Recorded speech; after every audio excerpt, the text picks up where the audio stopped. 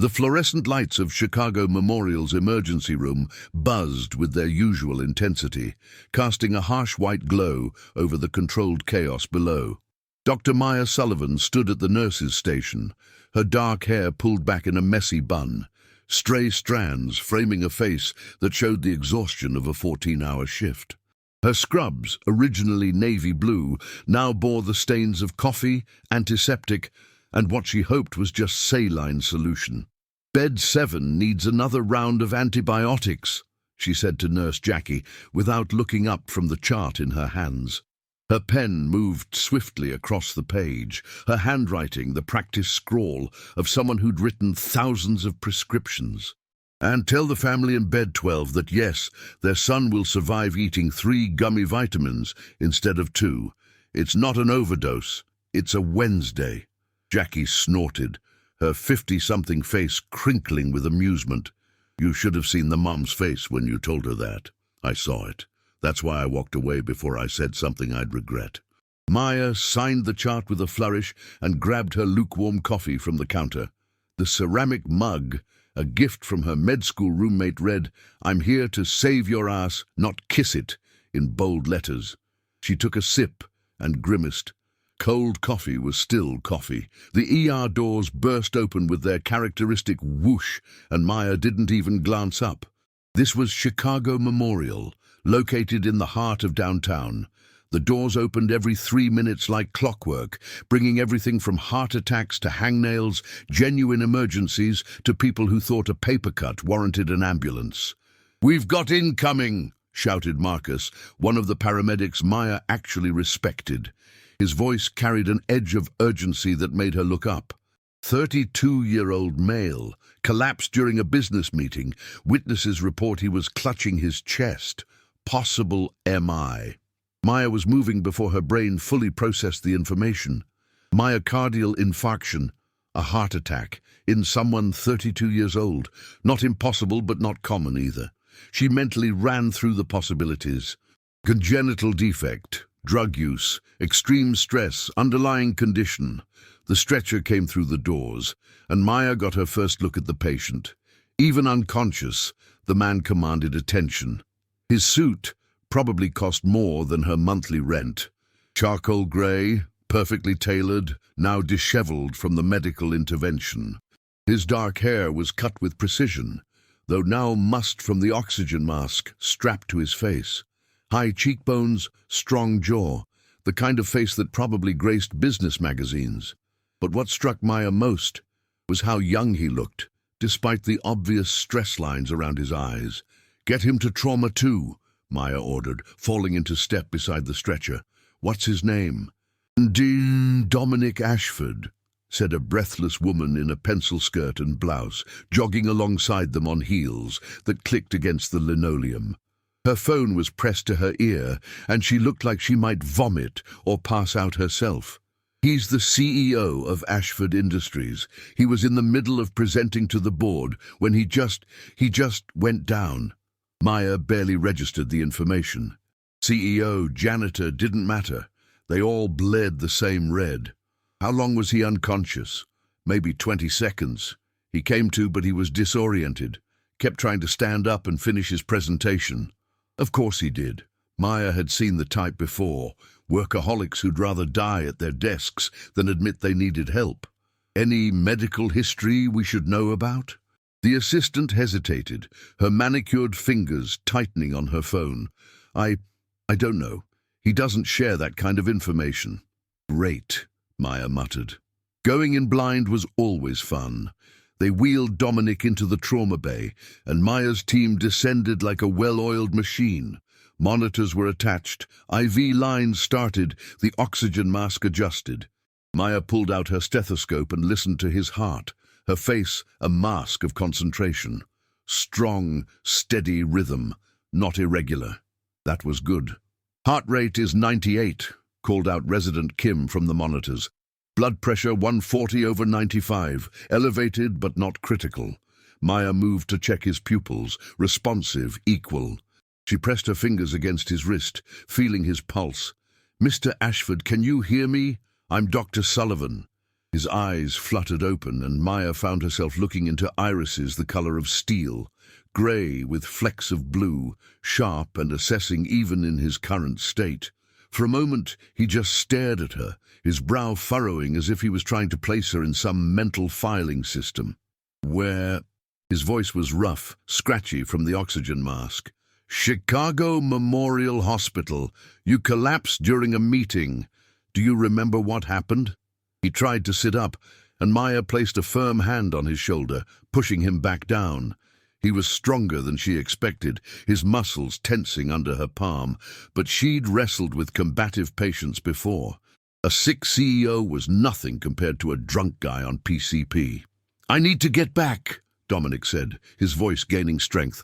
"The presentation isn't finished. Where's Claire?"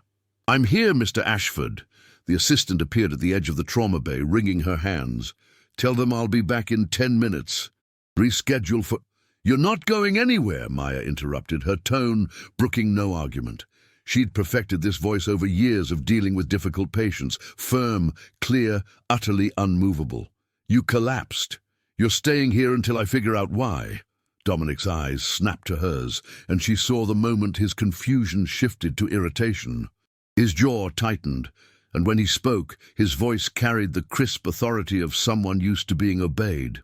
"I appreciate your concern, Doctor, but I'm fine. It was just stress. I've been working long hours and I skipped breakfast. Low blood sugar, probably." "Probably isn't good enough," Maya shot back. She grabbed the EKG printout that Kim handed her and studied it. Normal sinus rhythm. No ST elevations, not a heart attack then, but that didn't mean he was fine. "When was the last time you had a physical?" Dominic had the grace to look away. "I don't remember." "Fantastic. When was the last time you slept more than 4 hours?" Silence. "Ate a meal that didn't come from a takeout container?" More silence. "Took a single day off work?" "I don't see how—" "Answer the question, Mr. Ashford." Their eyes locked, and Maya saw the exact moment he decided she was a problem to be managed rather than a person to be heard. His expression shifted, smoothing into the mask of polite professionalism that probably served him well in boardrooms. It made her want to throw something at him. "Claire," he said, not breaking eye contact with Maya, "call Dr. Friedman. Tell him I need him here immediately." "Your personal physician." Maya crossed her arms. "Let me guess. He makes house calls, doesn't ask difficult questions, and prescribes whatever you want?" A flicker of surprise crossed Dominic's face. "Dr. Friedman is a highly respected—" "I don't care if he's the Surgeon General. You're in my ER now, which makes you my patient, which means you follow my rules." Maya turned to Kim. "Full cardiac workup, CBC, CMP, lipid panel, thyroid function, the works. And get me a portable chest X-ray." "That's not necessary," Dominic protested. "It absolutely is. You're 32 years old and collapsed without warning. That's not normal, no matter how many hours you work or how many meals you skip." Maya pulled out her penlight and leaned over him, checking his pupils again. This close, she could smell his cologne, something expensive and woody, completely at odds with the antiseptic scent of the hospital. "I'm going to run every test I think is relevant, and you're going to lie there and let me do my job." "I could leave right now. You can't force me to stay." Maya straightened, meeting his challenging gaze with one of her own. "You're absolutely right. You can leave AMA, against medical advice. But if you walk out of here and drop dead in the parking lot, your fancy lawyers can't sue me, and that board meeting you're so worried about, someone else will be running it permanently." The silence that followed was tense enough to crack. Maya watched as emotions flickered across Dominic's face, anger, frustration, and finally, grudging acceptance. She'd seen it before, the moment when even the most stubborn patient realized they weren't invincible. "Fine," he bit out, "run your tests, but make it fast. I'll take exactly as long as I need to make sure you're not dying." Maya turned to Claire, who was hovering nervously by the door. "You can wait in the family area. Someone will update you when we know more. But Mr. Ashford he needs medical attention, not a personal assistant." Maya's tone softened slightly. She wasn't trying to be cruel, but the ER was no place for anxious employees. There's a coffee machine down the hall. Get yourself something. It's going to be a while. Claire looked to Dominic for confirmation, and Maya felt a spike of irritation. Even now, flat on his back in a hospital bed, the man commanded loyalty. Dominic gave a small nod, and Claire scurried away, already pulling out her phone to make calls. "You're not very friendly, Doctor." "Sullivan," Dominic observed once they were alone. Well, as alone as anyone could be in a trauma bay, with nurses and residents coming and going. "I'm not here to be your friend. I'm here to figure out why a 32-year-old CEO collapsed in the middle of the workday." Maya made notations on his chart, her pen scratching across the paper. "Tell me about your lifestyle. Typical day." "Do wake up at 5, gym for an hour, shower, breakfast meeting by 7, office by 8, meetings until 6 or 7, dinner with clients or investors, home by 10 or 11, answer emails, sleep, repeat." Maya didn't look up from her writing. "Weekends. I work weekends. Hobbies? Work. Relationships? Work." Now she did look up, one eyebrow raised. "You're telling me you work 24/7, 365 days a year?" "I took Christmas off last year," Dominic said, and she couldn't tell if he was joking or not. His face remained impassive. "How generous of you." Maya set down the chart and crossed her arms again. It was a defensive posture, she knew, but something about this man put her on edge. Maybe it was the way he looked at her, like she was a puzzle to be solved or an obstacle to be overcome. Maybe it was the way he seemed utterly unbothered by the fact that he'd nearly died. "Let me guess. You're under 40. You're successful. You think you're invincible. You push your body past its limits because you're young enough to get away with it, until one day you're not.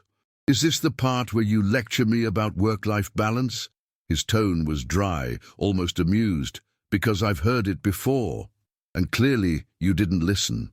The monitors beeped steadily behind her, a counterpoint to their conversation.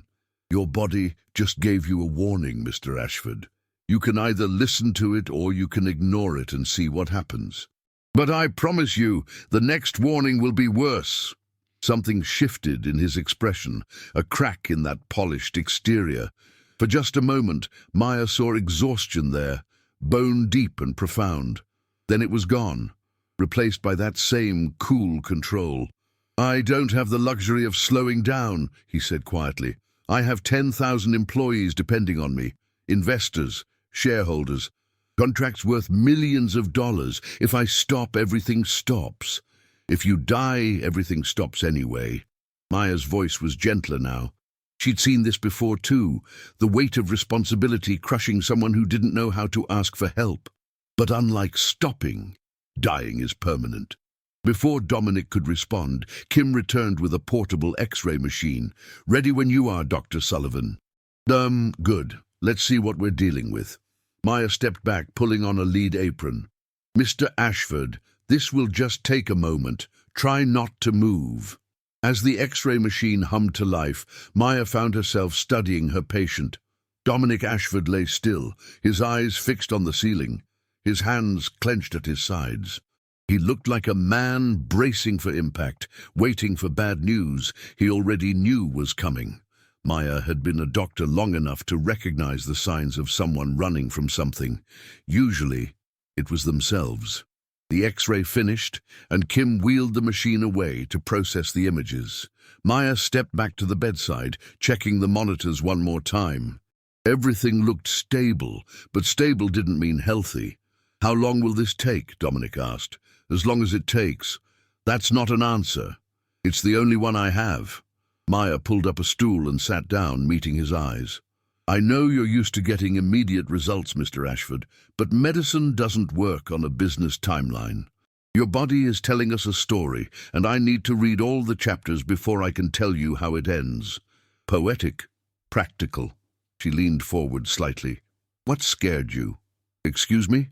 "When you collapsed. What scared you?" Maya kept her voice even, clinical. "Most people who collapse don't remember it, but you do. What was going through your mind?" Dominic's jaw worked for a moment before he answered. I thought I was having a heart attack. My father died of a heart attack when he was 45. I thought... He trailed off, looking away. There it was. The real fear beneath all that bravado. Maya felt something soften in her chest. Not pity exactly, but understanding. How old were you? 16. I'm sorry. And she meant it. Losing a parent was hard enough. Losing one to sudden cardiac death while you were still a teenager. That left scars. Did he have any warning signs? None. He was at a business dinner, stood up to make a toast and just fell.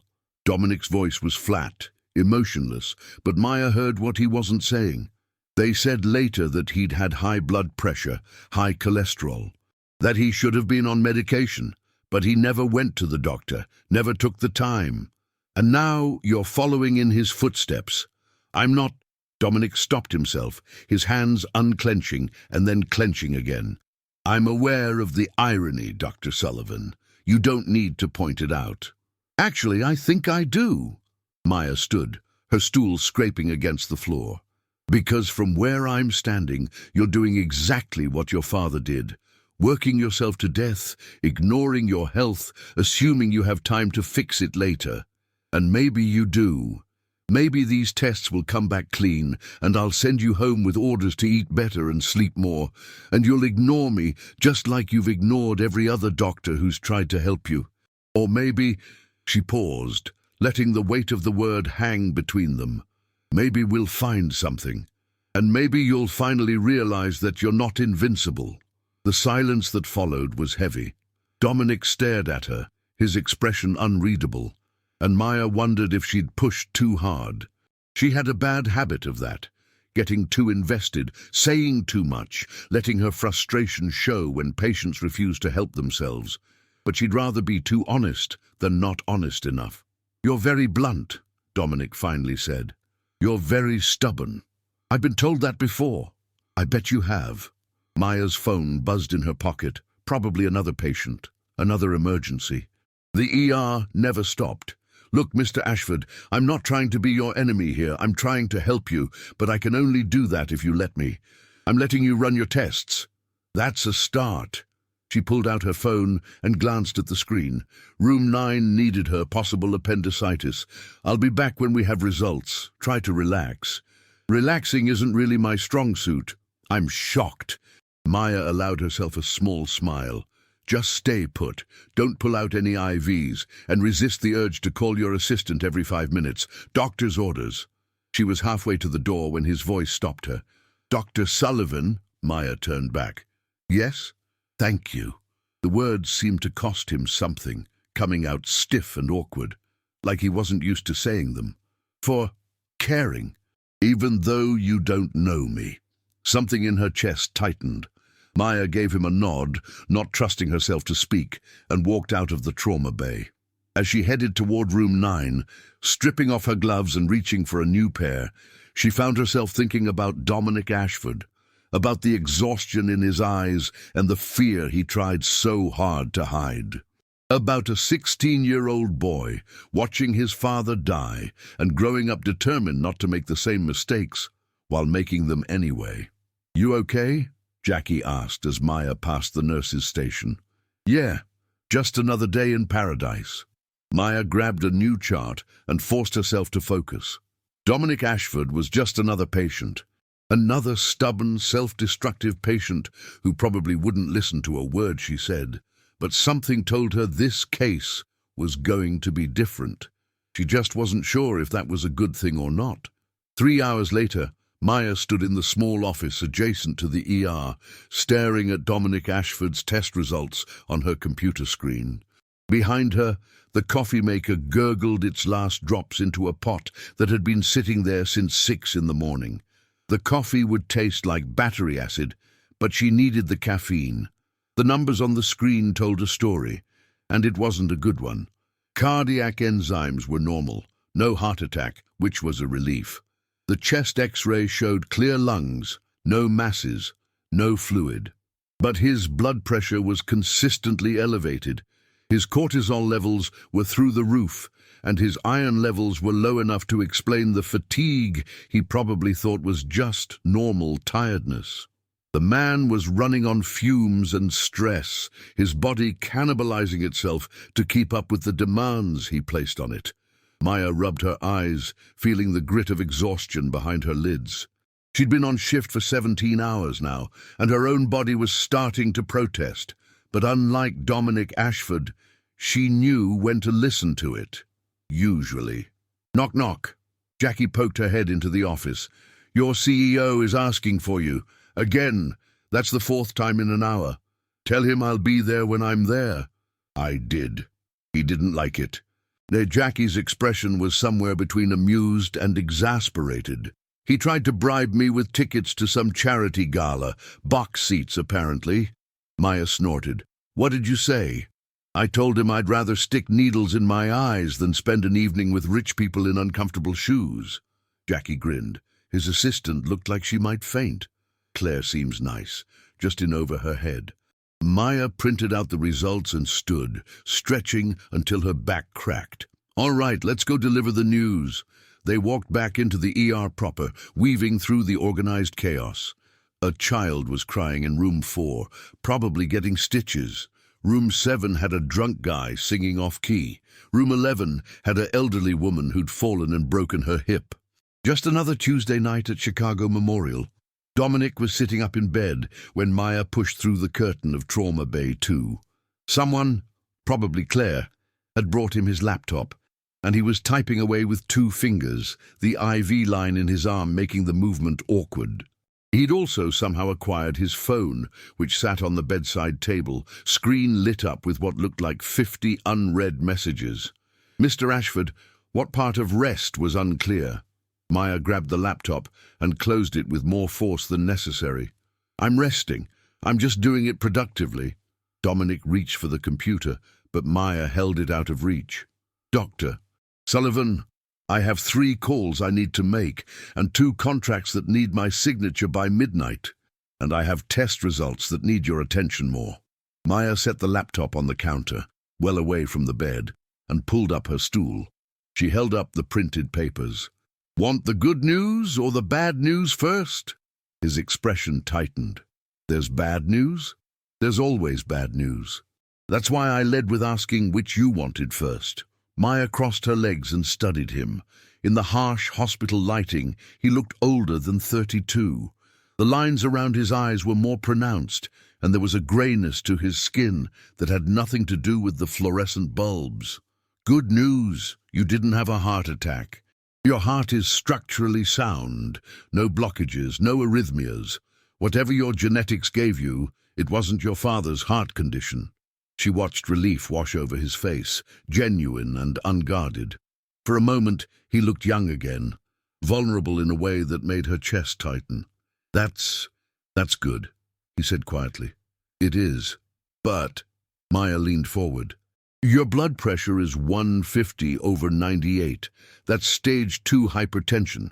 Your cortisol levels suggest chronic stress. We're talking the kind of stress that damages your body at a cellular level. Your iron is low, you're probably anemic, which explains the fatigue and the dizziness. And based on everything you've told me about your lifestyle, I'd bet money you're also deficient in vitamin D, B12, and probably magnesium. Dominic was quiet for a long moment, processing. So, what does that mean? It means you're not dying today. But if you keep living like this... Maya held his gaze. Give it 5 years, maybe 10. You'll have a stroke, or a heart attack, or your kidneys will fail, or all 3 at once, if you're really unlucky. You're not very reassuring.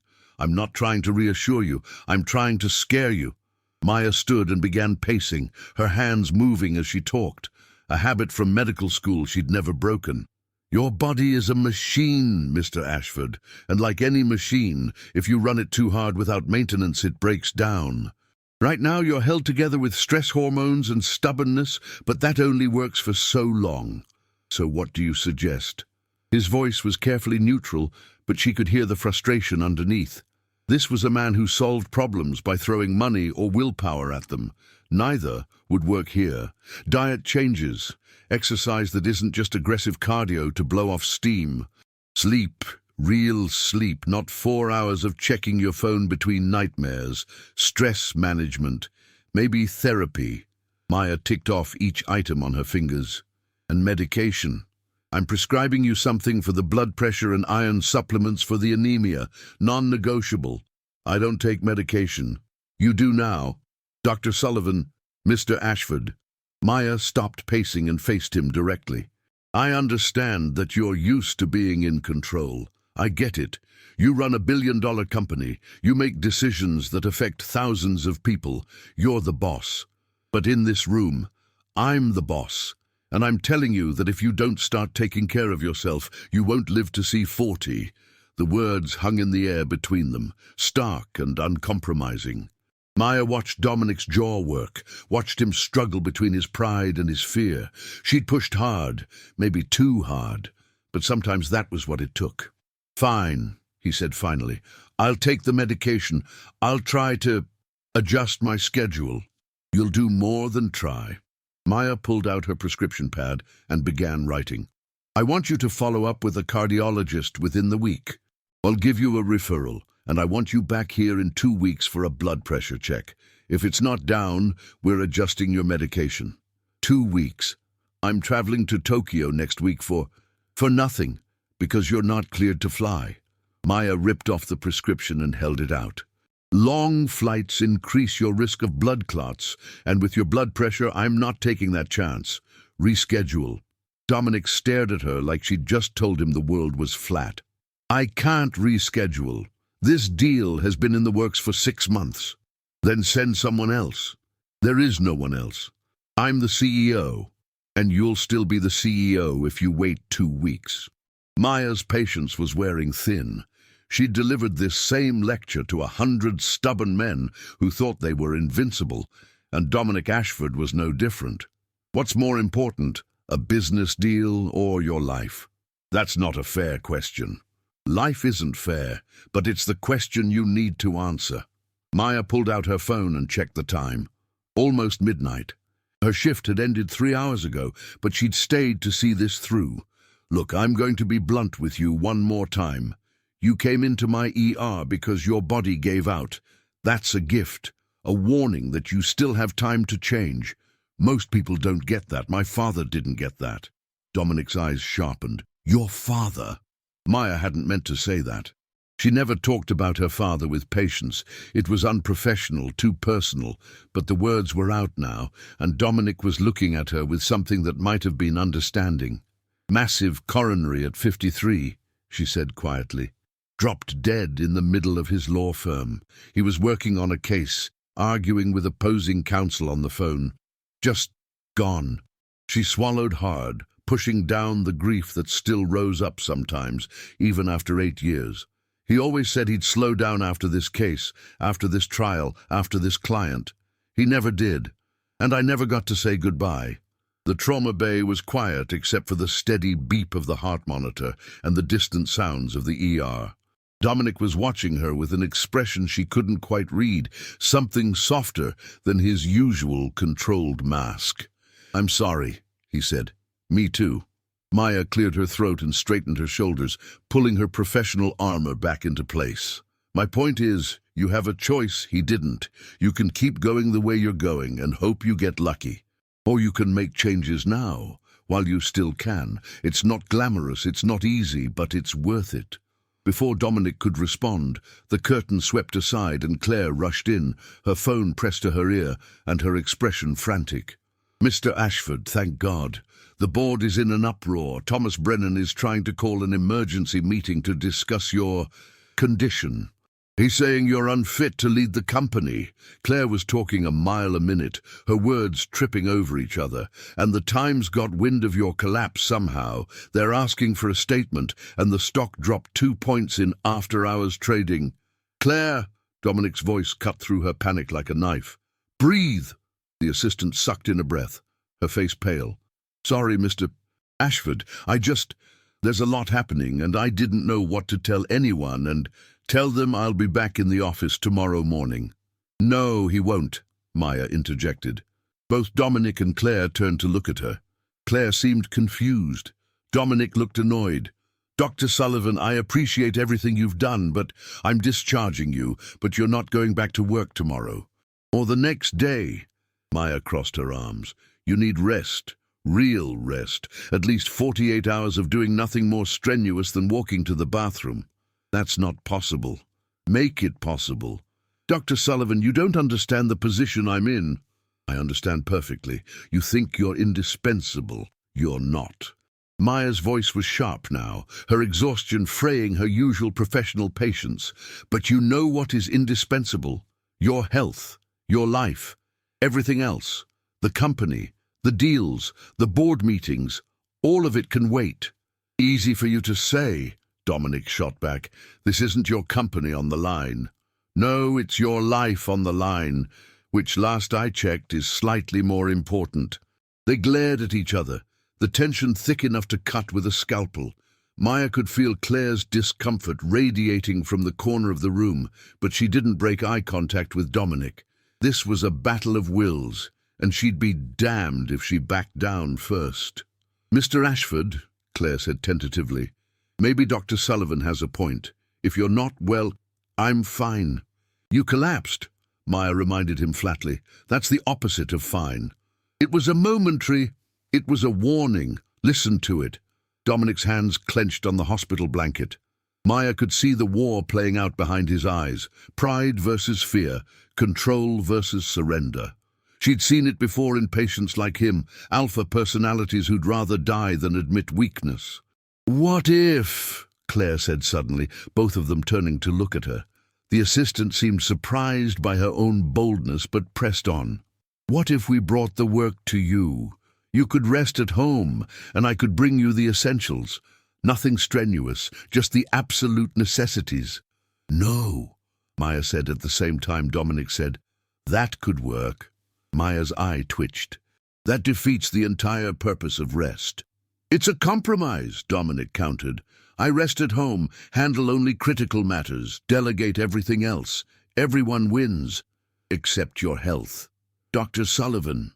Dominic's voice took on a tone she imagined he used in boardrooms, smooth, reasonable, utterly unyielding. "I've listened to everything you've said. I'm taking the medication. I'm going to follow up with a cardiologist. I'm even cancelling my Tokyo trip, which is going to cost me a fortune. But I can't shut down completely. It's not realistic." Maya wanted to argue. She wanted to tell him that realistic was what got people killed, that compromise was just another word for half measures, that he was being an idiot. But she'd been a doctor long enough to know when to pick her battles. "Fine," she said through gritted teeth. 2 hours of work per day, maximum. The rest of the time, you're resting. And I mean actual rest. Sleeping, reading, watching TV, staring at the ceiling. No phone calls, no emails, no quick check-ins that turn into 4-hour strategy sessions. 4 hours. 2. 3. 2.5, and that's my final offer. Maya pulled out a business card and thrust it at him. "And you call me if anything feels off. Chest pain, shortness of breath, dizziness, anything. I don't care if it's 3 in the morning. You call." Dominic took the card, his fingers brushing hers for a brief moment. "You give all your patients your personal number?" "No. But most of my patients aren't stubborn enough to work themselves to death out of spite."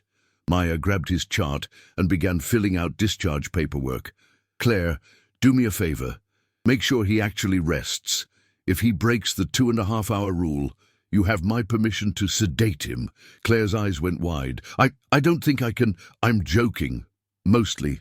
Maya signed the discharge papers with a flourish. "But seriously, he needs rest. Don't let him bully you into bringing him more work than necessary."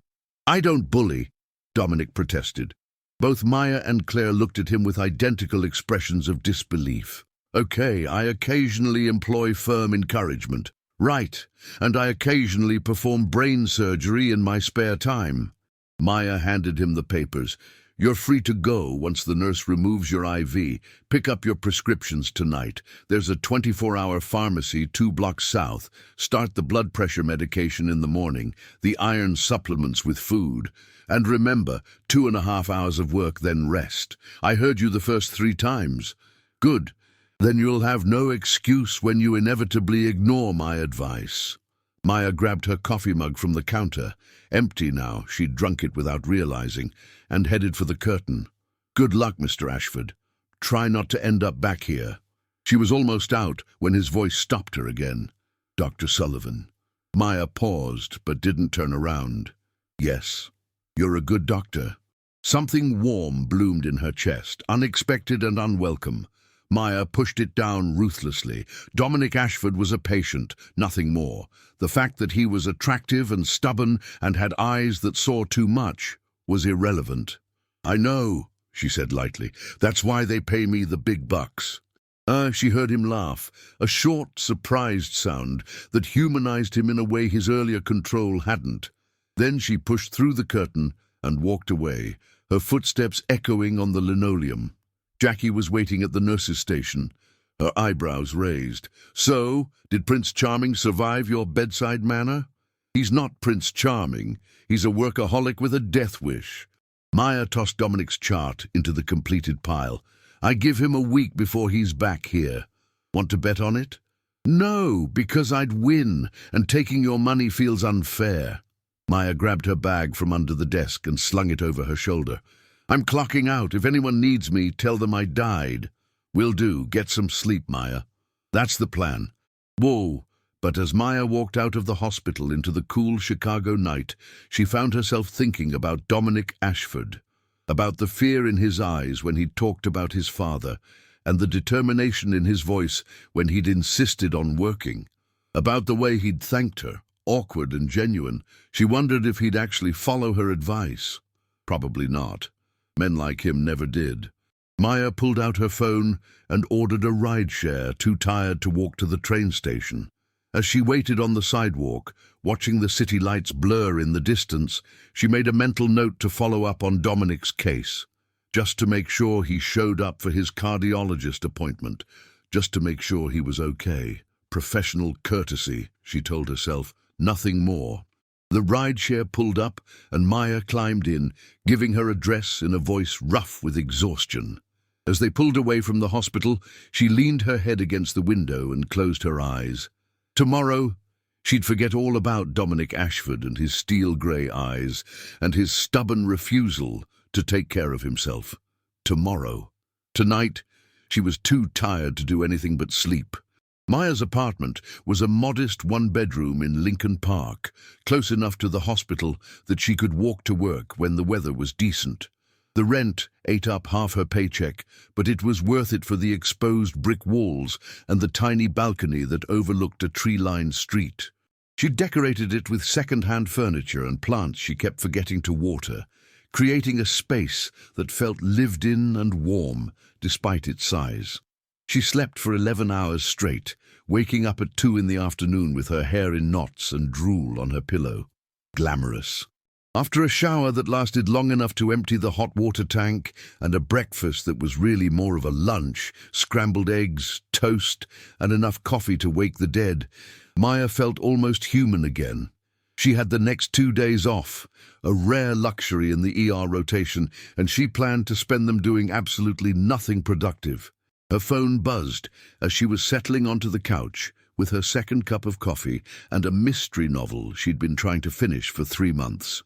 She almost ignored it, but years of medical training had made her constitutionally incapable of not checking her phone when it rang. Unknown number.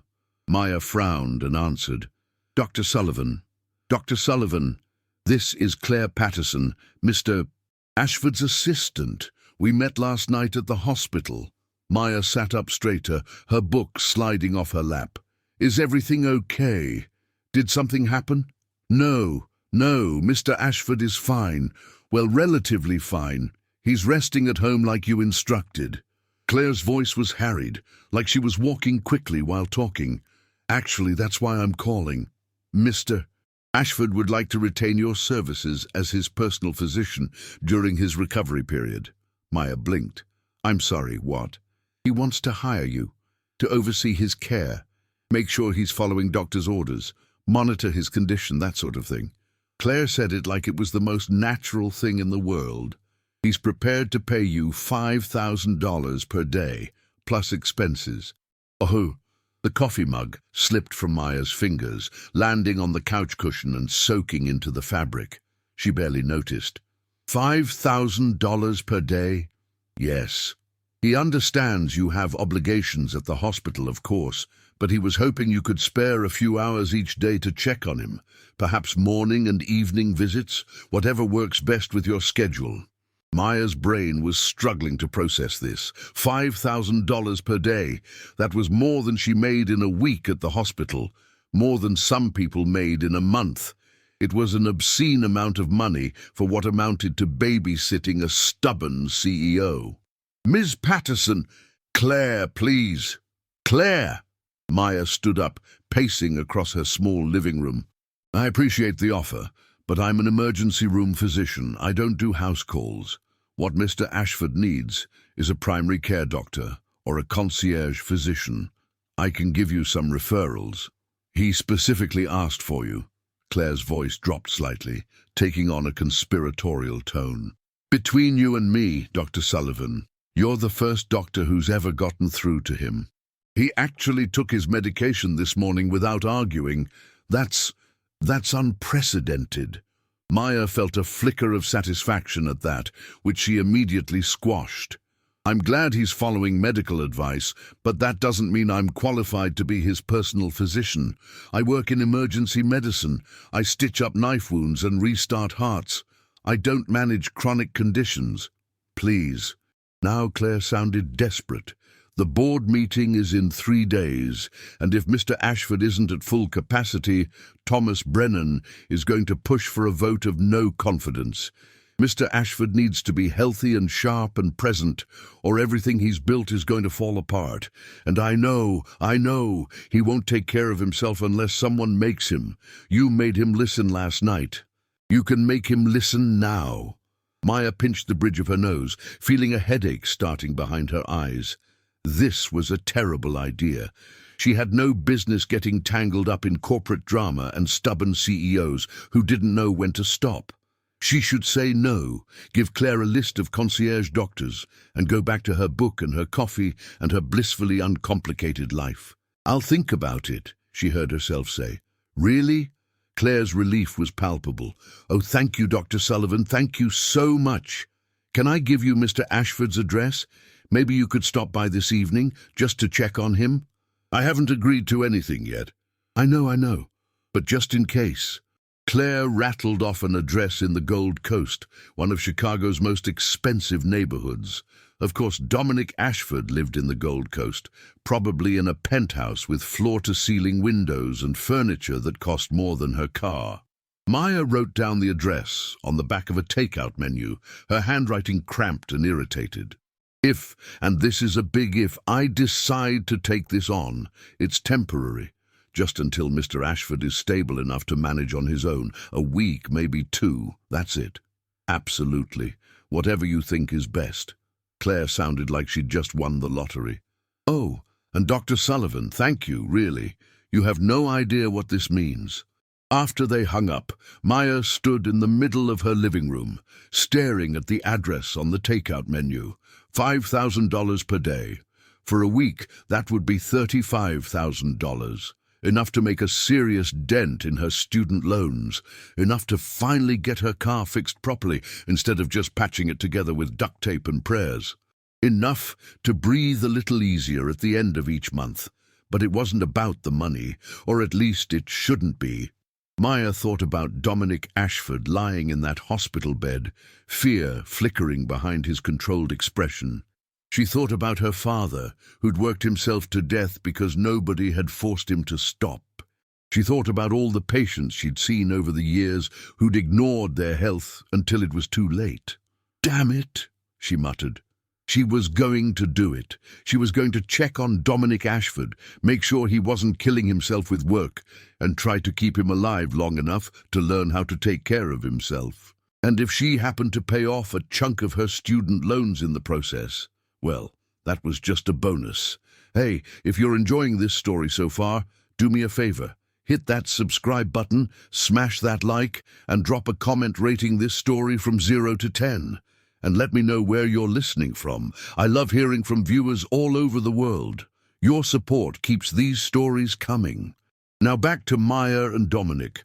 Maya showed up at Dominic's building at 7 that evening, carrying her medical bag and a significant amount of skepticism. The building was exactly as pretentious as she'd expected. All glass and steel, with a doorman in a uniform that probably cost more than her entire wardrobe. "I'm here to see Dominic Ashford," she told the doorman, who looked her up and down with barely concealed judgment. Maya was still wearing her jeans and northwestern hoodie, her hair pulled back in a ponytail. Not exactly Gold Coast chic. "Your name?" "Dr. Maya Sullivan." The doorman's expression shifted immediately, suspicion replaced by professional courtesy. "Of course, Dr. Sullivan. Mr. Ashford is expecting you. Penthouse level, elevator on the right." Of course he had the penthouse. Maya thanked the doorman and headed for the elevator, her sneakers squeaking on the marble floor. The elevator was the kind with mirrors on all sides, forcing her to confront her reflection from every angle. She looked tired, she realized. The dark circles under her eyes hadn't completely faded, and her hoodie had a coffee stain on the collar she'd somehow missed this morning. Well, if Dominic Ashford wanted a polished professional concierge doctor, he should have hired someone else. The elevator opened directly into the penthouse, because of course it did, and Maya stepped into a space that looked like it had been ripped from an architectural magazine. Floor-to-ceiling windows overlooked the Chicago skyline, the city lights just beginning to twinkle as evening fell. The furniture was modern and expensive, all clean lines and neutral colors. Abstract art hung on the walls, the kind that probably cost more than her yearly salary. But what struck Maya most was how impersonal it felt. There were no photos, no books, no evidence that an actual human being lived here. It was beautiful and cold, like a very expensive hotel room. "Dr. Sullivan." Claire appeared from somewhere deeper in the penthouse, her phone clutched in one hand and relief written across her face. "Thank you so much for coming. Mr. Ashford is in his office. I tried to get him to rest in the living room, but he insisted." "He's working, isn't he?" Claire's silence was answer enough. Maya's jaw tightened. "How long?" "Since 9 this morning." "That's 10 hours, Claire." "I said 2.5 hours maximum." I know. I tried to stop him, but he said it was important, and then there was a crisis with the Chicago development project and—" Claire looked miserable. "I'm sorry. I should have called you sooner." Maya took a deep breath, counting to 10 in her head. It wasn't Claire's fault. The assistant was clearly doing her best to manage an unmanageable boss. "It's fine, just show me where he is."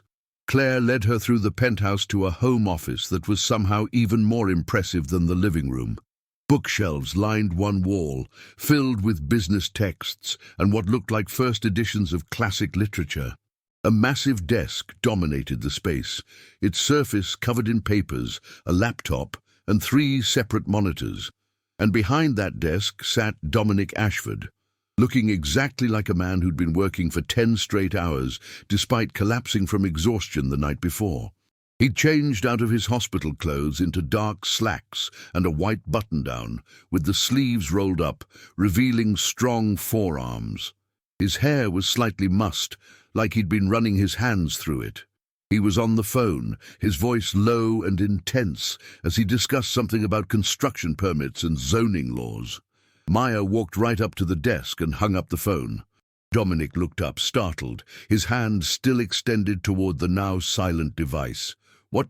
10 hours?" Maya said flatly. "You've been working for 10 hours. I specifically told you 2.5 hours maximum. Do you have a hearing problem, Mr. Ashford, or are you just monumentally stupid?" His eyes widened slightly, probably the first time anyone had called him stupid to his face in years. Then his expression shifted to something cooler, more controlled. "Dr. Sullivan, I wasn't expecting you." "Clearly. Or you might have pretended to follow my medical advice." Maya dropped her bag on his desk, sending papers fluttering. "How do you feel?" "Fine. Try again." Dominic's jaw tightened. "I have a slight headache. And I'm tired. But that's normal." "It's normal because you've been working for 10 hours straight after collapsing from exhaustion." Maya pulled out her blood pressure cuff. "Arm. Dr. Sullivan, arm. Now. Or I'm calling an ambulance and having you dragged back to the ER. And I promise you, that will be much worse for your precious company image than taking 2 minutes to let me check your blood pressure." They stared at each other for a long moment, wills clashing in the space between the desk and the doorway. Then Dominic sighed and rolled up his sleeve, extending his arm. Maya wrapped the cuff around his bicep, noting the firmness of the muscle beneath her fingers. The man might be a workaholic, but he clearly made time for the gym. She inflated the cuff and watched the numbers climb on the gauge. 160 over 100. Worse than yesterday. "Well?" Dominic asked. "Well, your blood pressure is higher than it was in the ER, which means the medication isn't working because you're stress eating or you've been working yourself into the ground, or both." Maya removed the cuff with more force than necessary. "Did you take your medication this morning?" "Yes, with food." Pause. "I had coffee." "Coffee isn't food, Mr. Ashford. The iron supplements specifically say to take them with food because they can upset your stomach on an empty stomach." "Did you read the label?" "I skimmed it." "Fantastic." Maya dug through her medical bag and pulled out a protein bar, slightly squashed but still edible.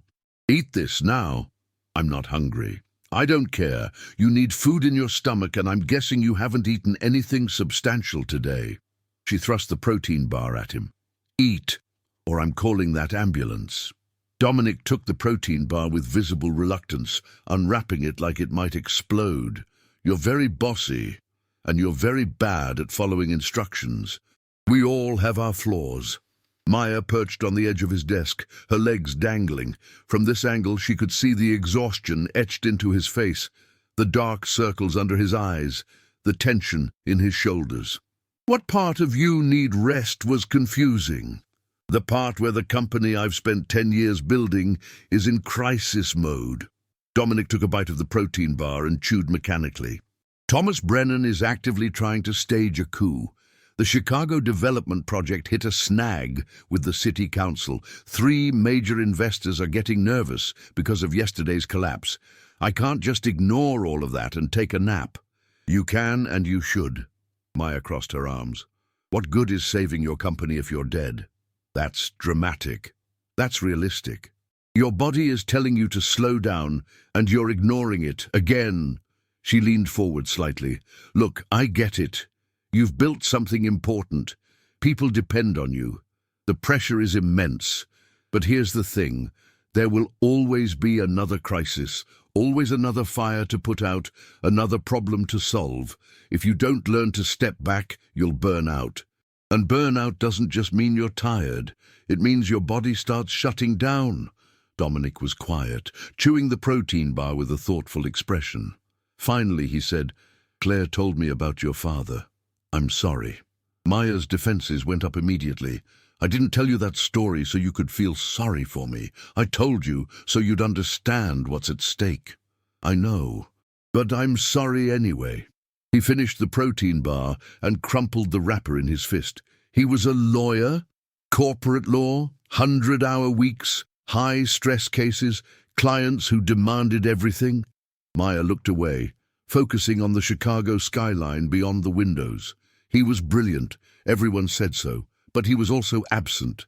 Missed birthdays, school plays, holidays, always working. My mum used to joke that he loved his job more than us. Did he? No, he loved us.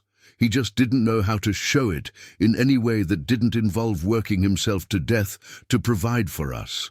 Maya's throat tightened, and she swallowed hard. After he died, we found out he'd been having chest pains for months. Never told anyone. just kept pushing through. The silence that followed was heavy with understanding. Dominic's expression had softened, the cool mask slipping to reveal something more human underneath.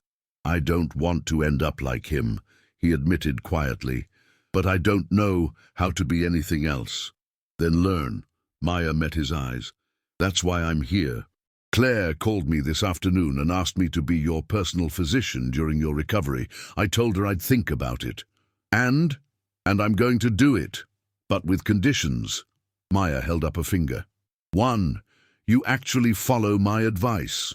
That means 2.5 hours of work per day, maximum. The rest of the time you rest, sleep, watch TV, read a book, stare at the wall. I don't care. Just no work." Dominic opened his mouth to protest, but Maya held up a second finger. 2, you eat 3 actual meals per day. Not coffee, not protein bars handed to you by your concerned doctor. Real food. And you take your medications as prescribed, with food at the right times. A third finger went up. 3, you let other people help you. Delegate, trust your team. You hired them for a reason. Let them do their jobs. Maya paused. And 4, you're honest with me. If something feels wrong, if you're in pain, if you're struggling, you tell me. No more tough guy routine. Deal? Dominic studied her for a long moment, his grey eyes searching her face. Maya held his gaze, refusing to back down. This was non-negotiable. If he couldn't agree to these basic conditions, she was walking out the door, and he could find someone else to watch him slowly kill himself. "Deal," he said finally, "on one condition of my own. Which is, you stop calling me Mr. Ashford. It's Dominic."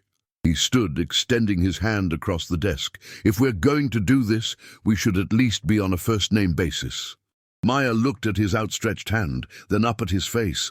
There was something different in his expression now, less guarded, more genuine, like maybe, just maybe, he was actually going to try. She took his hand, his palm warm and calloused against hers. "Okay, Dominic. Okay, Maya." They shook, the gesture feeling strangely formal and intimate at the same time. When Maya pulled her hand back, she could still feel the warmth of his touch. "So," Dominic said, a hint of amusement in his voice. "What now, Doc?" "Now?" Maya hopped off the desk and grabbed her bag. "Now you shut down that laptop, turn off those monitors, and get some actual rest. I'll be back tomorrow morning at 9 to check on you. And if Claire tells me you've been working, I'm confiscating all your electronics." "You can't do that. Watch me." Maya headed for the door, then paused and looked back. "Oh, and Dominic, thank you." "For what?" "For listening, for trying, for not being as stubborn as I thought you were." She smiled slightly. "Don't make me regret giving you credit." As Maya left the office, she heard Dominic's quiet laughter behind her. It was a nice sound, warm and genuine, nothing like the controlled CEO persona he usually wore. Maybe this wouldn't be a complete disaster after all. Maya's new routine started the next morning. She arrived at Dominic's penthouse at 9 sharp, armed with her medical bag, a travel mug of coffee, and a determination to actually keep her patient alive. Claire let her in, looking marginally less stressed than the day before. "He's in the kitchen," she said, gesturing toward the back of the penthouse. "He actually slept until 7:30. I think that's the latest he's slept in 3 years. Progress." Maya followed Claire through the pristine living room. "How was he last night? Any complaints? Chest pain? Dizziness?" "Nothing he mentioned. But you know, Mr. Ashford." "Dominic," Claire corrected herself. "He wouldn't tell me if he was actively dying. He'd just apologize for the inconvenience and ask me to reschedule his afternoon meetings." Maya snorted. "Yeah, that sounds about right." The kitchen was all stainless steel and marble countertops, the kind of space that looked like it belonged in a cooking show rather than an actual home. Dominic stood at the island, dressed in dark jeans and a grey sweater that probably cost more than her rent. He was eating what looked like scrambled eggs and whole wheat toast and reading something on his tablet. Maya walked over and plucked the tablet from his hands. "Good morning to you too," Dominic said dryly. "Good morning. What are you reading?" "The Wall Street Journal." "Does the Wall Street Journal count as work?" Dominic paused, his fork halfway to his mouth. "It's news. It's business news, which is work adjacent." Maya set the tablet face down on the counter, well out of his reach. "You can read the sports section or the comics. Anything else is off limits until your work hours start." "I don't read the sports section." "Then I guess you're reading the comics." Maya pulled out her blood pressure cuff. "How do you feel this morning?" "Better?" And he did look better, she had to admit. The greyness had faded from his skin, and his eyes were clearer. "I slept for 8 hours. I think that's more than I've slept in a week combined." "Your body was probably in shock." Maya wrapped the cuff around his arm, noting that he extended it without argument this time. Small victories. "Any headaches? Dizziness? Chest pain?" "No, and no." Dominic watched as she inflated the cuff. "You're very thorough." "That's my job." The numbers settled. 145 over 92, still elevated but better than yesterday. "Blood pressure's coming down. Keep taking your medication, keep resting, and we might actually get you to a healthy range." "Might?" "I said what I said." Maya removed the cuff and pulled out her stethoscope. Deep breath. Dominic breathed in as she listened to his heart and lungs. Strong, steady rhythm, clear lungs, no signs of fluid retention or irregular heartbeat. Physically, he was recovering well. The question was whether he'd maintain it once she wasn't here to babysit him. "You'll live," Maya announced, stepping back. "For now. Your bedside manner really is terrible. You're not in a bed, so technically I don't need a bedside manner." Maya accepted the cup of coffee Claire handed her with a grateful smile. "Thanks, I need this." "Rough morning?" Dominic asked. "Not really. I'm just not a morning person." Maya took a long sip of coffee. Good coffee, not the hospital sludge she was used to. Rich and smooth with just a hint of caramel. "Okay, let's talk about your schedule. Claire sent me your calendar for today." "Did she?" Dominic shot his assistant a look that was equal parts amused and exasperated. Claire shrugged, unapologetic. Dr. Sullivan asked, "You had 4 meetings scheduled, 2 conference calls, and something called strategic planning session that was blocked for 3 hours. Maya pulled up the calendar on her phone. "I'm cancelling 3 of the meetings and both conference calls. You can keep 1 meeting and do 30 minutes of the strategic planning. That's 2 hours total." "Maya, and the meeting has to be here." "No going into the office. You're not cleared for that yet." "I'm not an invalid." "No, but you're a workaholic in recovery, which is worse." Maya met his gaze steadily. "The office is a trigger for you. It's where all your unhealthy habits live. You go there, you'll get sucked into crisis mode and forget every promise you made me. So, no. Office is off limits for the rest of the week." Dominic's jaw worked, and Maya could see him fighting the urge to argue. Finally he said, "The board meeting is in 2 days. I have to be there." 2 days is a long time. "Let's see how you're doing tomorrow, and we'll decide then." Maya finished her coffee and set the mug down. "What's the most critical thing on your agenda today? The one thing that absolutely cannot be delegated?" Dominic thought for a moment. "The Riverside property negotiation. We're in final talks with the sellers, and they're being difficult. My VP of acquisitions is good, but he doesn't have the authority to close this deal." "Okay. Video call with the sellers, 30 minutes maximum. Claire can set it up for..." Maya checked the time. 11? That gives you 2 hours to mentally prepare. Do whatever pre-meeting stuff you need to do. I'll need an hour to review the contracts and 30 minutes. And Claire can review the contracts with you, highlight the key points. You don't need to memorize every clause." Maya softened her tone slightly. "Dominic, you hired smart people. Trust them to do the groundwork. You just need to show up and close." She could see the war playing out on his face, the instinct to control everything warring with the exhaustion that made control impossible. It was the same look her father used to get right before he'd bury himself in work for another 18-hour day. "Fine," Dominic said finally. 30 minutes of prep, 30-minute call. "But if this deal falls apart because I wasn't prepared..." "It won't fall apart. You're Dominic Ashford. You probably close deals in your sleep." Maya picked up her bag. "I'll be back at 6 to check on you again. In the meantime, rest. And I mean actual rest, not working from the couch rest." "Yes, doctor."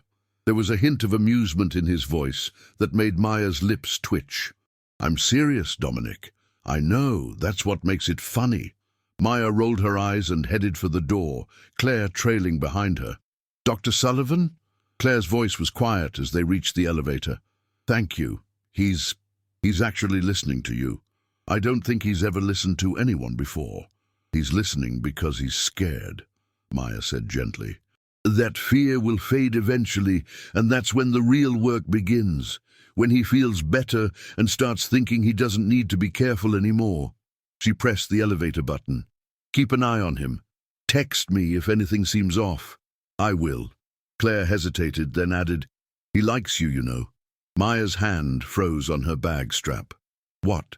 "He likes you. As a person, I mean. He doesn't like many people." Claire smiled. "This morning, he asked me about you, where you went to medical school, how long you've been at Chicago Memorial. He never asks about people. He's just being thorough. Probably wants to make sure I'm not going to kill him." "Maybe." But Claire's smile suggested she thought otherwise. The elevator arrived, and Maya stepped inside, grateful for the escape. As the doors closed, she caught her reflection in the mirrored walls, flushed cheeks, slightly defensive expression. Dominic didn't like her. He tolerated her because she was helping him, that was all. And it didn't matter anyway. He was a patient. She was his doctor. Anything beyond that was inappropriate and unprofessional and completely out of the question, even if he did have nice eyes. And a nice smile. And that dry sense of humor that caught her off guard. "Stop it," Maya muttered to herself as the elevator descended. "He's a patient. Act like a professional." Her reflection stared back, unconvinced. Maya returned at 6 to find Dominic in the living room, actually sitting on the couch like a normal person instead of hunched over his desk. He had a book in his hands, something thick and leather-bound that looked ancient. "Is that actually a book?" Maya set her bag down and walked over. "Like made of paper?" "Yes, some of us still read physical books." Dominic held it up so she could see the cover. "Meditations by Marcus Aurelius. Have you read it?" "In college. Philosophy 101. Maya sat down on the opposite end of the couch, maintaining professional distance. "Stoicism, right? Accept what you can't control. Focus on what you can." "Something like that." Dominic set the book aside. "I've been reading it on and off for years. Never seems to stick. Maybe because you don't actually practice it." Maya pulled out her blood pressure cuff. "Arm." He extended his arm without complaint, which was becoming a pleasant pattern. "How was your day?" "Uneventful. Went to the gym, did some grocery shopping, caught up on sleep." Maya inflated the cuff. "How was yours?" "And before you answer, know that Claire has been texting me updates." Dominic had the grace to look sheepish. "The negotiation call ran long." "How long?" 45 minutes. "Dominic, they were being unreasonable. I couldn't just hang up in the middle of..." "You absolutely could have." Maya checked the reading. 140/90. Better, but still not great. "What did Claire say?" "The 30-minute mark?" She held up a sign that said "wrap it up" and then started making throat-cutting gestures. Maya laughed before she could stop herself. "Good for her. Did you listen?" "Eventually." Dominic rubbed the back of his neck. "I closed the deal, though. 3.2 million for the Riverside property, and the sellers agreed to our terms on the development timeline." "Congratulations. Now don't do it again." Maya removed the cuff and pulled out her stethoscope. "Blood pressure's still elevated. Are you stressed about something?" "The board meeting is tomorrow. I thought it was in 2 days. Brennan moved it up. He's claiming it's urgent company business, but we both know he's trying to catch me off guard." Dominic's jaw tightened. I have to be there. I have to be sharp. If I show any weakness, you won't. Maya listened to his heart, faster than it should be, probably from stress. Deep breath, and stop catastrophizing. I'm not catastrophizing. I'm being realistic. You're imagining worst-case scenarios based on incomplete information, which is the definition of catastrophizing. Maya sat back, tucking her stethoscope away.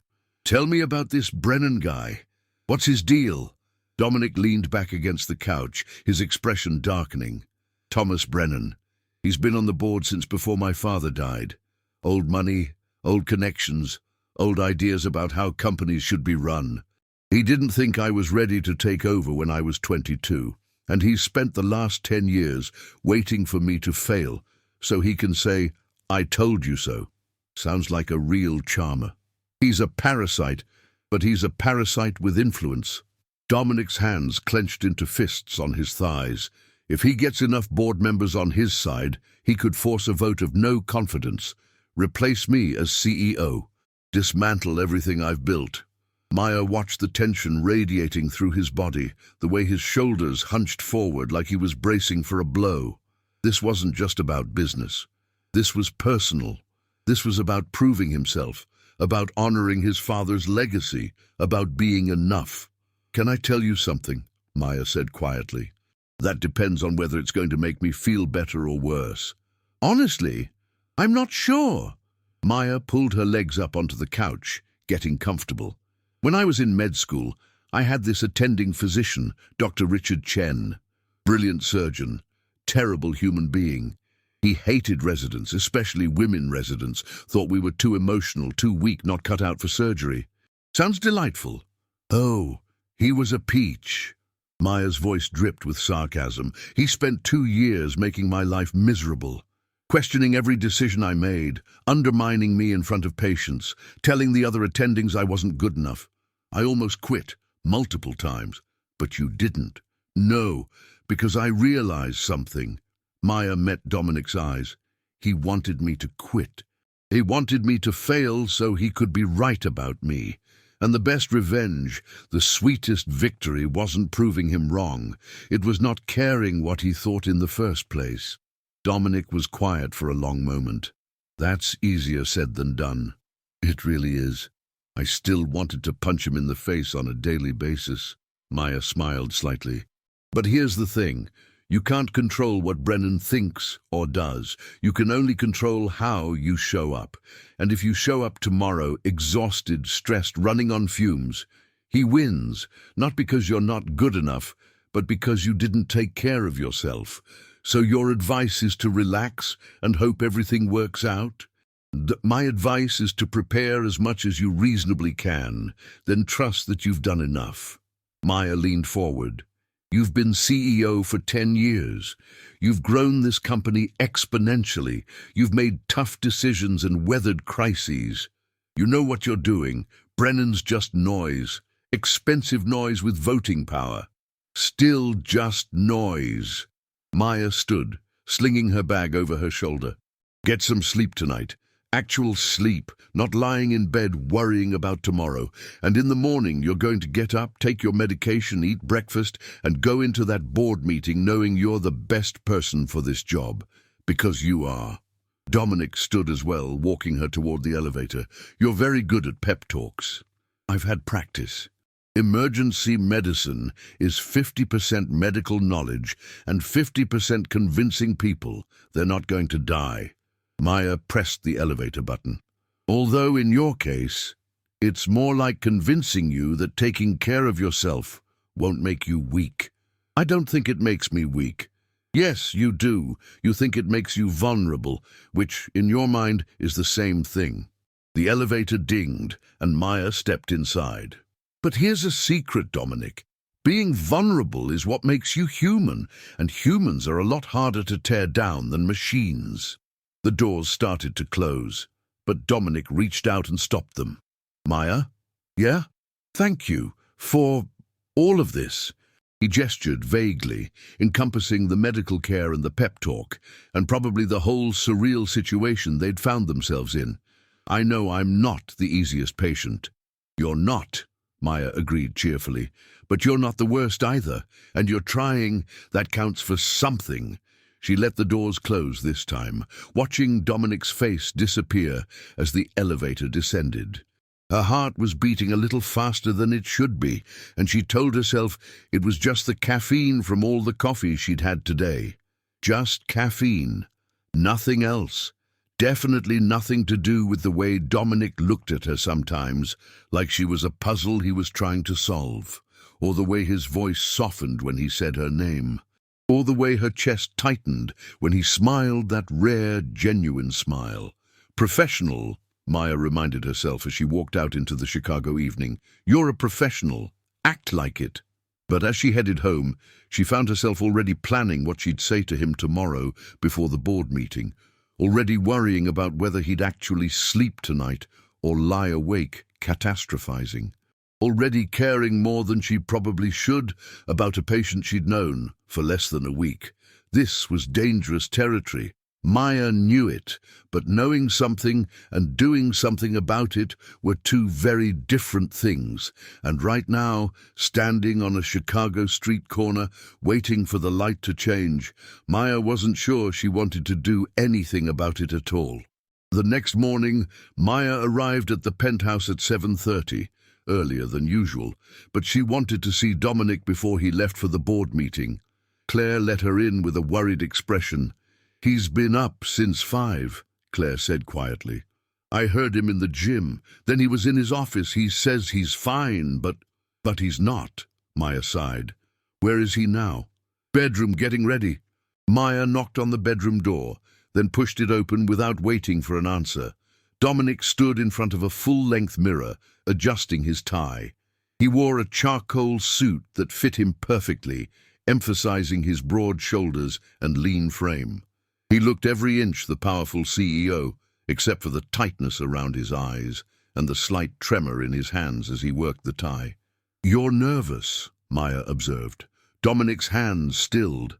I'm not nervous. Your hands are shaking. He dropped them immediately, turning to face her. I'm fine, Dominic. Maya walked over and gently took his hands in hers, feeling the tremor beneath her fingers. His skin was cold, clammy. You're having a stress response. Your body is in fight or flight mode. I said I'm fine, and I'm saying you're full of it. Maya kept her voice gentle but firm. She could feel his pulse racing under her fingertips, could see the rapid rise and fall of his chest. When's the last time you ate? Silence. Dominic, I wasn't hungry. That's not what I asked. Maya let go of his hands and crossed her arms. You can't go into this meeting on an empty stomach with your blood pressure through the roof and your hands shaking. That's exactly what Brennan wants, to see you weak. I'm not weak. No, you're not. But you're human, and humans need fuel. Maya pulled out her phone and texted Claire, bring breakfast, protein, carbs, something he can eat quickly. I don't have time. You're making time. Maya guided him to sit on the edge of his bed, then crouched down in front of him so they were eye level. Look at me. Dominic met her eyes, and Maya saw real fear there. Not just nervousness about the meeting, but something deeper. The fear of failure, of not being enough, of proving his critics right. You are going to walk into that boardroom, Maya said firmly, and you are going to remind them why you're the CEO. Not because you're your father's son, not because you work yourself to death, but because you're brilliant and strategic and you actually give a damn about this company. That's what makes you qualified, not your ability to function on no sleep and an empty stomach. What if I'm not enough? The words came out barely above a whisper. What if Brennan's right? What if I've been faking it this whole time? Maya's heart clenched. She'd seen this before. Imposter syndrome, the nagging voice that said you didn't deserve your success. She'd battled it herself through med school and residency, always waiting for someone to realize she didn't belong. You're not faking anything, she said softly. And even if you were, which you're not, you've been faking it successfully for 10 years. At some point, fake becomes real. She reached up and straightened his tie, her fingers brushing against his collar. You've got this, Dominic. I know you do. Claire appeared in the doorway with a tray, scrambled eggs, whole wheat toast, orange juice. Maya stood and took it from her, setting it on the nightstand beside Dominic. "Eat," Maya ordered. "All of it. Then take your medication. Then take 3 deep breaths. Then go into that meeting and show Brennan exactly who he's dealing with." Dominic picked up the fork, his hands steadier now. "You're very bossy. We've established this." Maya checked her watch. "You have 20 minutes before you need to leave. That's enough time to eat, compose yourself, and remember that you're Dominic freaking Ashford. Brennan should be nervous about facing you, not the other way around." A small smile tugged at Dominic's lips. "Dominic freaking Ashford? Yes, it's your full legal name. I looked it up." Maya returned his smile. "Now eat. I'll wait in the living room." She left him there, closing the door behind her. In the hallway, she leaned against the wall and took a deep breath of her own. Her hands were shaking slightly, and her heart was racing. This was more than professional concern. This was personal. She cared about Dominic, not just as a patient, but as a person.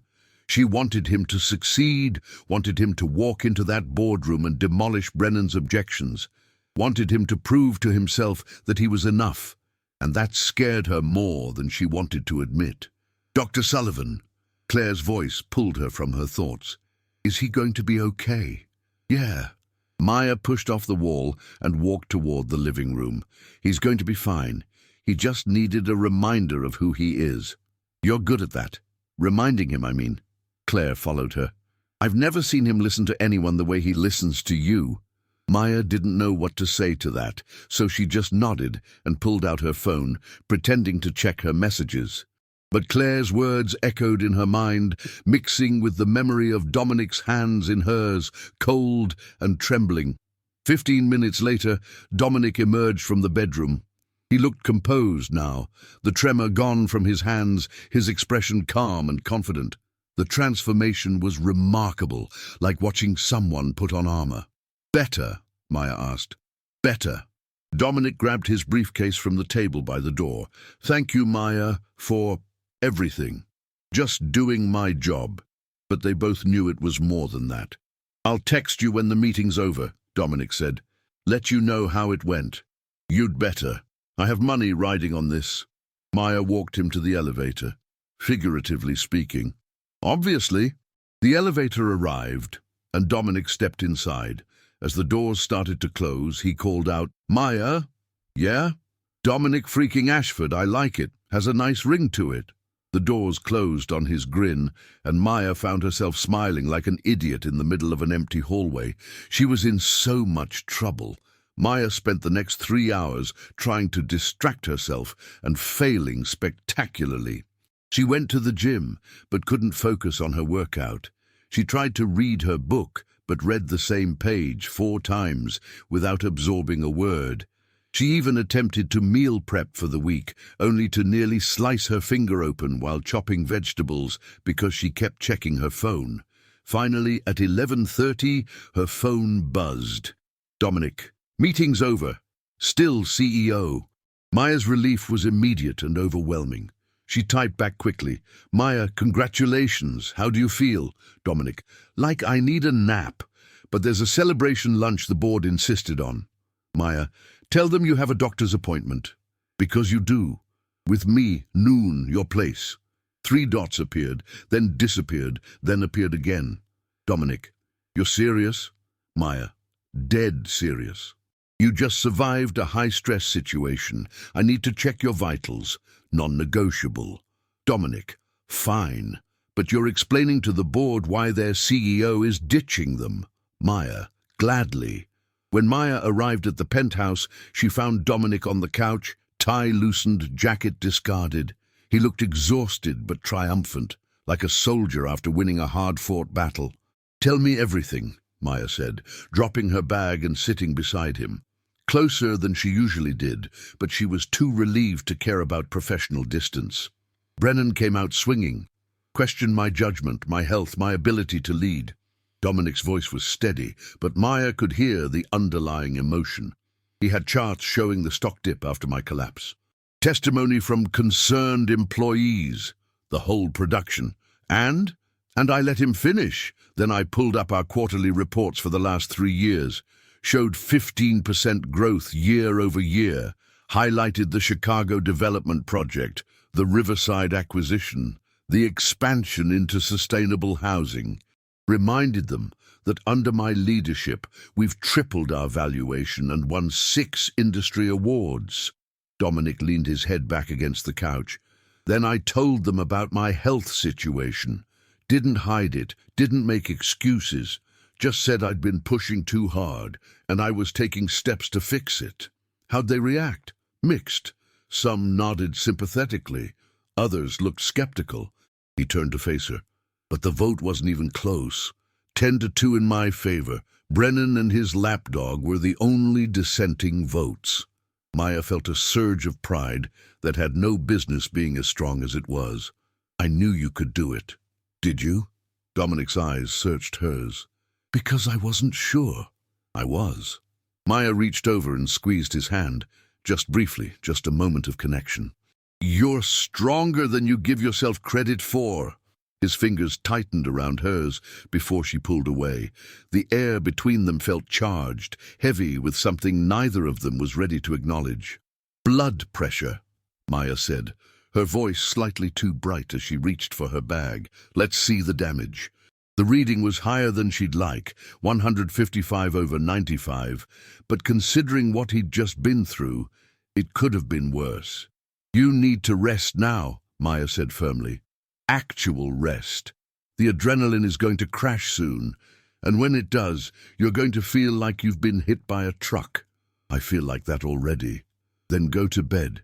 Sleep for a few hours. Doctor's orders.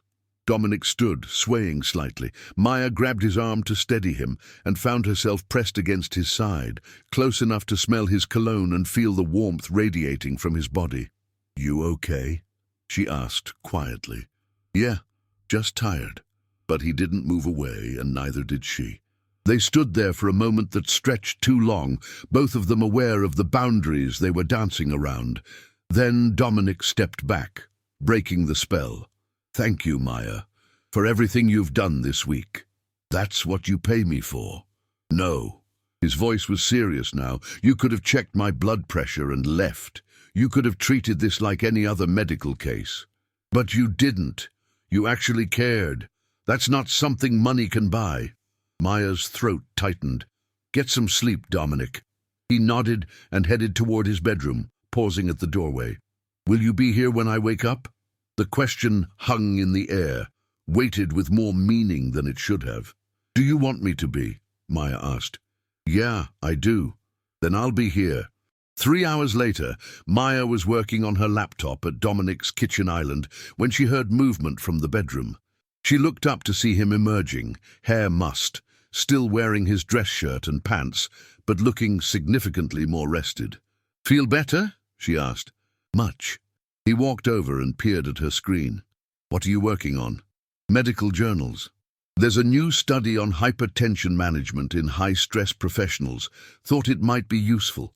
For me, for all my patients who think they're invincible. Maya closed her laptop. But yes, primarily for you. Dominic opened the refrigerator and pulled out ingredients. Chicken, vegetables, pasta. Have you eaten? I had a protein bar. That's not food. He started pulling out pots and pans with the ease of someone who actually knew how to cook. I'm making dinner. You're staying. It wasn't a request. Maya watched him move around the kitchen, surprised by his competence. You cook? My mother insisted I learn, said no son of hers would be helpless in a kitchen. He began chopping vegetables with practiced precision. She died when I was 19. Car accident. I'm sorry. Maya had read about this in her research on Dominic. Father dead at 16, mother at 19, suddenly alone and responsible for a massive company. That must have been incredibly hard. It was, but it taught me something important. He looked up from the cutting board. Life doesn't wait for you to be ready. You just have to figure it out as you go. They fell into comfortable silence as Dominic cooked, Maya watching and occasionally handing him ingredients. It felt domestic in a way that should have been uncomfortable but wasn't. It felt natural, like they'd done this 100 times before. "Can I ask you something?" Dominic said as he stirred pasta into boiling water. "Sure. Why did you become a doctor?" Maya considered the question. Most people assumed it was because of her father, and they weren't entirely wrong. "I wanted to save people, to be there in the moments that matter most." Emergency medicine seemed like the purest version of that. No long-term relationships, no drawn-out treatments. Just immediate life or death decisions where you either save someone or you don't. That sounds incredibly stressful. It is, but it's also incredibly rewarding. Maya traced patterns on the marble countertop. Every shift, I get to be someone's hero. Or at least I get to try. Even when I fail, and I do fail sometimes, I know I gave everything I had. Is that enough? When you fail? It has to be. Maya met his eyes, because the alternative is becoming paralyzed by fear of failure, and then you can't help anyone. Dominic nodded slowly, like he was absorbing this. "I think I've been paralyzed by fear for a long time. Fear of failing my father's legacy, fear of proving Brennan right, fear of being human enough to need help. And now I'm terrified in a completely different way." He plated the food, perfectly cooked pasta with chicken and vegetables in a light sauce that smelled incredible. "Because I'm starting to realize that maybe success isn't about never failing. Maybe it's about failing and getting back up anyway." They ate at the kitchen island, talking about everything and nothing. Dominic told her about his mother's insistence on family dinners despite their wealth, about learning to cook in their mansion's kitchen while the staff pretended not to watch. Maya told him about med school, about the ridiculous hours and the constant fear that she wasn't good enough. "You're more than good enough," Dominic said quietly. "You saved my life, Maya. You collapsed from exhaustion. Hardly life-threatening. Maybe not immediately, but if you hadn't forced me to stop, to actually look at what I was doing to myself," he set down his fork, "I would have ended up like my father, dead before 50, leaving everyone behind because I was too stubborn to admit I needed help. You're not your father, Dominic. No, thanks to you, I'm not." He reached across the island and took her hand, his thumb brushing across her knuckles. "I don't know how to thank you for that." Maya's heart was racing, and it had nothing to do with medical concern. "You just did." They sat there, hands clasped, both of them aware they were crossing a line, but neither willing to pull back. The kitchen felt smaller suddenly, the air charged with possibility. Maya's phone buzzed, shattering the moment. She pulled her hand back and checked the screen. Chicago Memorial, one of the other ER docs calling in sick, asking if she could cover a shift tomorrow. "I have to take this," she said, standing and walking toward the living room. "Dr. Sullivan." When she hung up 5 minutes later, Dominic was loading the dishwasher like it was the most natural thing in the world for a billionaire CEO to do. "Emergency?" he asked. "Sort of.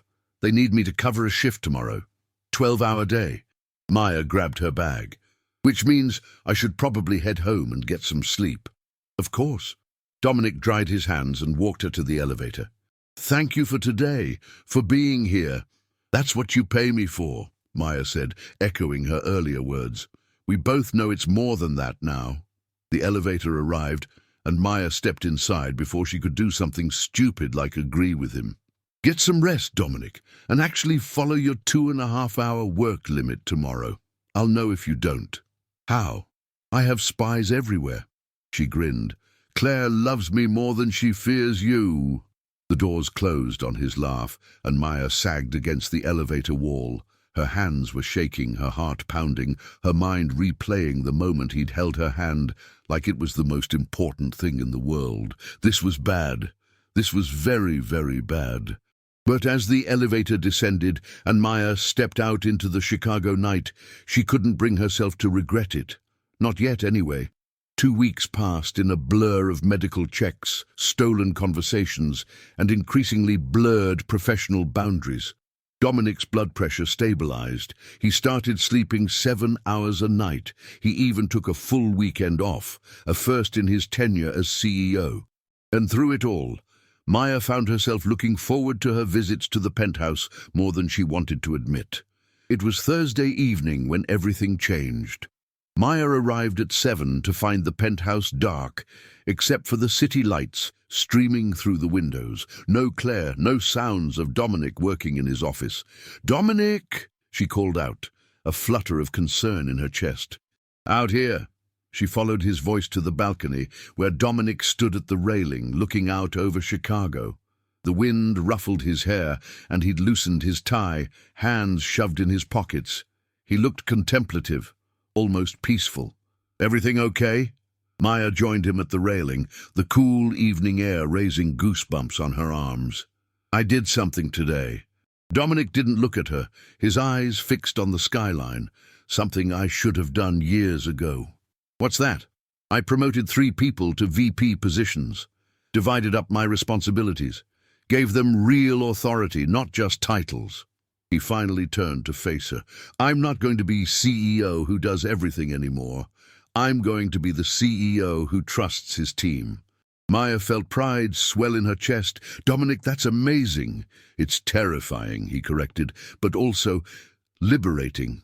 He moved closer, and Maya's breath caught. "I've been thinking about what you said, about being human, about vulnerability not being weakness. And you were right." His hand came up, fingers brushing a strand of hair from her face. "I've spent 10 years building walls, keeping everyone at arm's length, thinking that if I just worked hard enough, controlled enough variables, I'd be safe. But I wasn't safe. I was dying, slowly, quietly, alone."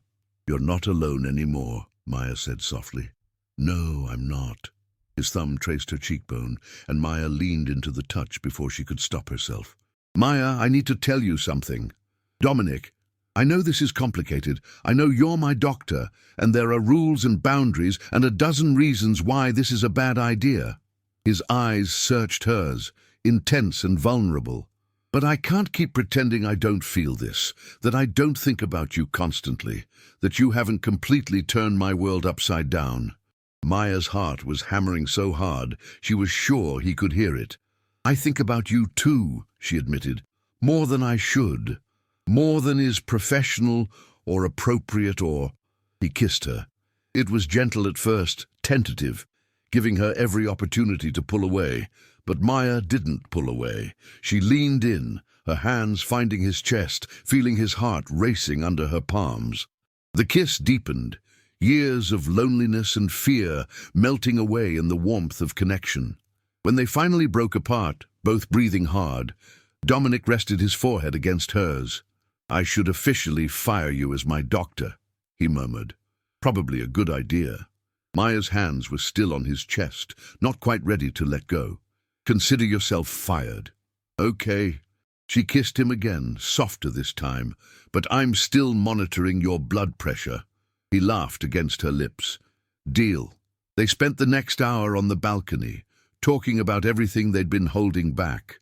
Dominic told her about the loneliness of being at the top, about missing his parents, about the fear that drove him to work himself to death.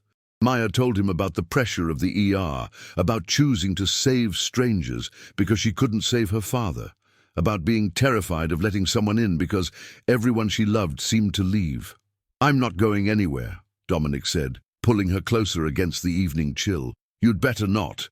I've invested too much time keeping you alive." "Very romantic. I'm a doctor. Romance isn't my strong suit." But she was smiling, tucked against his side, feeling more at peace than she had in years. Her phone buzzed. Chicago Memorial. She almost ignored it, but old habits died hard. "Dr. Sullivan," she answered. "Maya, it's Jackie. We've got a mass casualty situation. Multi-car pile-up on the highway, all hands on deck." The ER physician in Maya snapped to attention immediately. "I'll be there in 20 minutes. She hung up and looked at Dominic apologetically. "I have to go." "I know." He cupped her face, kissing her once more. "Be careful." "Always am." She grabbed her bag and headed for the elevator, then paused. "Dominic." "Yeah?" Us. We're going to figure it out, right?" "Yeah." His smile was soft, genuine, completely unguarded. We're going to figure it out. The ER was chaos when Maya arrived. Gurneys everywhere, patients screaming, the controlled pandemonium of trauma medicine at its most intense. Maya slipped into work mode seamlessly, triaging patients, barking orders, her hands steady despite the emotional whirlwind of the evening. 6 hours later, when the worst was over and the sun was starting to rise, Maya finally checked her phone. "Dominic, how is it?" Maya, "Busy, should be done soon." Dominic, "Come back here after? I'll make breakfast." Maya, "You need sleep." Dominic, "I need you more." Maya's chest tightened. She typed back quickly. Maya, "Give me an hour." When she finally made it back to the penthouse, exhausted and still in her scrubs, Dominic was waiting in the kitchen with scrambled eggs, toast, and coffee. He didn't ask about her night. He just pulled her into his arms and held her while she decompressed. "Lost one," Maya said quietly against his chest. 23-year-old kid, massive internal bleeding. "We tried everything." "I'm sorry." "Me too." She pulled back, wiping her eyes. "But we saved 7 others. That has to count for something." "It counts for everything." Dominic guided her to the couch, bringing the food with them. "Eat, then sleep." "I should go home." "Stay." His voice was gentle but firm. "Please." So Maya stayed. She ate breakfast while Dominic told her about a funny email exchange with Claire. She showered in his guest bathroom, putting on one of his t-shirts that hung to her knees. And when she finally collapsed on his couch, he covered her with a blanket and sat nearby, working quietly on his laptop, actually sticking to his 2-hour limit without being reminded. When Maya woke hours later, the sun was setting again. Dominic was reading his philosophy book, glancing over at her every few minutes, like he was checking to make sure she was still there. "Hi," Maya said groggily. "Hi yourself." He set down the book and moved to sit beside her. "How do you feel?" "Better." She sat up, the blanket pooling around her waist. "What time is it?" "Almost 6. You slept for 9 hours." "9 hours?" Maya never slept 9 hours. "Why didn't you wake me?" "Because you needed it." Dominic tucked a strand of hair behind her ear. "And because watching you sleep is surprisingly entertaining. You make these little snuffling noises." "I do not." "You absolutely do." They dissolved into laughter, the kind that comes from exhaustion and happiness, and the relief of finally being honest about what they wanted. "So what now?" Maya asked when the laughter faded. "We're really doing this?" "If you want to." Dominic took her hand. "I know it's complicated. I know there are logistics to figure out. But Maya, I haven't felt this alive in years. Maybe ever. And if there's even a chance this could work, it'll work." Maya squeezed his hand. "We'll make it work. That simple. That simple." She leaned in and kissed him, soft and sure. "I'm good at fixing broken things, remember? And you're good at solving impossible problems. Between the two of us, we're basically unstoppable." Dominic laughed, pulling her closer. "When you put it that way. Besides," Maya added with a grin, "someone needs to make sure you actually take care of yourself. Might as well be someone who has a vested interest in keeping you around." Very romantic. Again. "I warned you. Not my strong suit." But as they sat there, wrapped in each other's arms, while Chicago glittered below, both of them felt something they hadn't felt in far too long. Hope. For the future. For happiness. For the possibility that maybe, just maybe, they'd found something worth fighting for.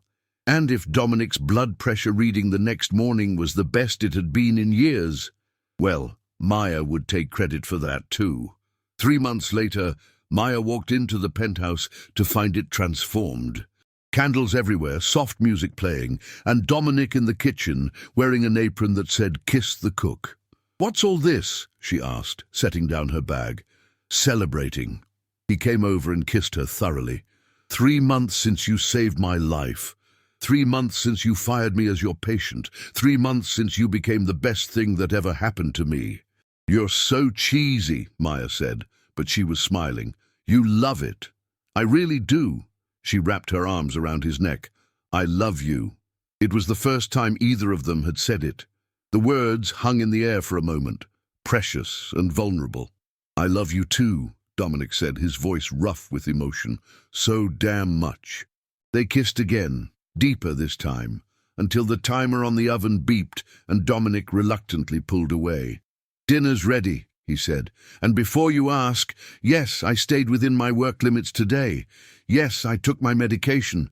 Yes, I'm taking care of myself." "Good." Maya followed him to the table. "Because I have plans for you later, and I need you at full strength." "Is that a medical assessment, Dr. Sullivan?" "That's a personal one, Mr. Ashford," she grinned. "Very personal." As they sat down to dinner, laughing and talking and being together, Maya thought about the night Dominic had collapsed in her ER. How she'd never imagined that stubborn, frustrating patient would become the man she loved. Life was funny that way. The best things often came from the most unexpected places, and sometimes saving someone else's life meant saving your own in the process. Thank you so much for following Maya and Dominic's story. If you enjoyed this romance, please hit that like button, subscribe for more stories, and rate this from 0 to 10 in the comments below. Also, let me know where you're listening from. I love hearing from viewers around the world. What did you think? Would you like to see more stories like this? Drop your thoughts in the comments. Until next time.